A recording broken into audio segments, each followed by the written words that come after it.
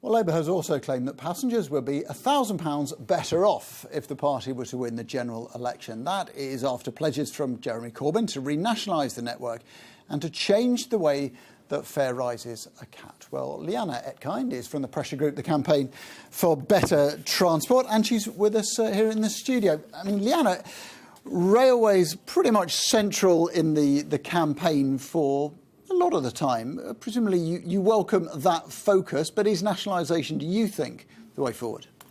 Certainly there's a lot wrong with the current rail system, with fare rises year after year after year while wages remain stagnant.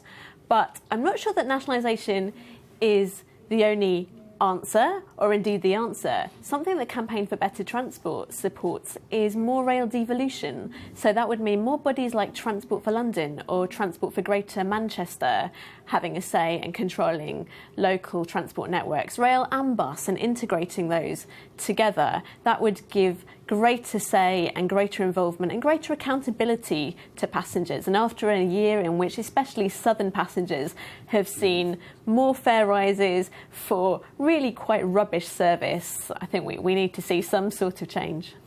We focus a lot on things like the Southern and Dover and those problems. Across the country as a whole, how do you assess, though, the state of our rail network? Are we seeing pockets of terrible service, but generally it's pretty good? What do you make? Passenger satisfaction on the railway has remained pretty steady at about 80%. But it's a real patchwork across the country depending on which train company you use.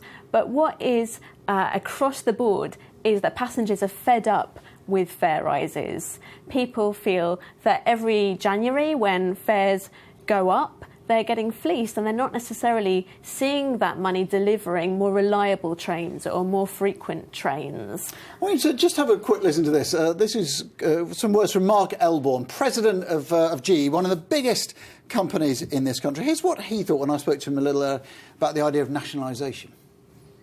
I think nationalisation scares the life out of me in the context of we haven't had it at that scale at the scale that's being proposed for pre-1980s.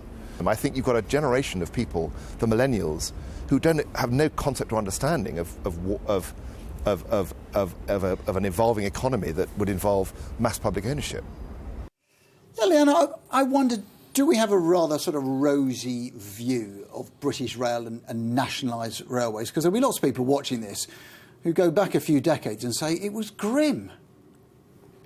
Certainly, since privatisation, we have seen more people choosing to use the rail network and more freight on the rail network as well, which is great news, taking lorries off the road and freeing up road space for people who really need to use it. So in that sense, it's been a success. However, we don't have a rail network at the moment which works for everybody and enables people to use the rail network from lower incomes as well. And one particular group which is being badly failed by the rail fares structure at the moment is part-time and flexible workers. More and more of us these days are choosing to work maybe one day a week from home, part-time, or combine different jobs. Yet, to get a decent discount on your way into work, you really need to go for a season ticket that works on a old-fashioned Monday to Friday 9 to 5 working week. Britain doesn't work in that way anymore, and we really need a government